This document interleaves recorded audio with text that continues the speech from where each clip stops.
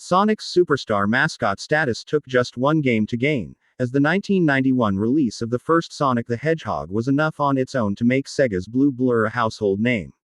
For the follow-up, then, the development team could focus on refining the established formula. The character was already in place, now he just needed more to do. Sonic the Hedgehog 2 offered more of everything.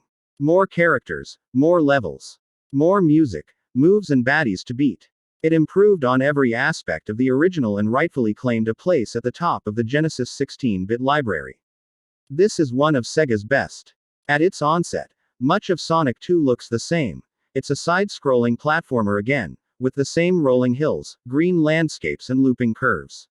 But noticeably different right away is that Sonic's not alone. A new tag-along sidekick character, Miles, Tails, Prower, has joined up with the hero. Tails is a twin-tailed fox who doesn't serve any specific purpose in the default single-player mode, but going through an options screen allows you to select to play as only him. Tails controls similarly to Sonic, with a few minor differences. The major change, you'd think, would be his ability to spin his two tails like a helicopter to fly around the levels. You're not given control of that power, though. That would be an innovation left for Sonic the Hedgehog 3. So the introduction of the sidekick was more meant for multiplayer, a new head-to-head feature that the original Sonic adventure didn't have. Two-player versus mode here in Sonic 2 splits the screen horizontally, and compresses the graphics of each player's half in odd, distorting ways. It's still a fun and innovative idea, though, and one Sega can say they did better than Nintendo. Mario and Luigi could never run competitively through the same levels, at the same time. Sonic got an addition to his moveset beginning in this game, the spin dash.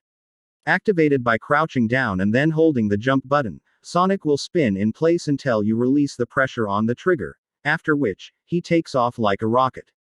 The move enhanced the speed of the gameplay, as Sonic no longer had to have a long stretch of straightaway to get up to his signature blazing velocity anymore. And there's a greater variety of levels for him to blaze right through.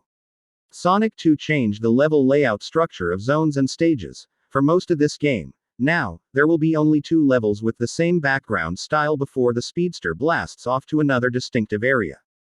Verdict: so it's more and more. That's Sonic the Hedgehog 2, all summed up. It's a true sequel to an established hit game, taking the characters, gameplay and overall feel of the original and enhancing each one. Sonic 2 became even more of a hit than its predecessor, probably thanks to word of mouth praising the first game and converted fans wanting to get in on the ground floor once the sequel hit. And because this one was such a big seller in its original release, it's since been included in a wealth of retro re-releases and classics compilations.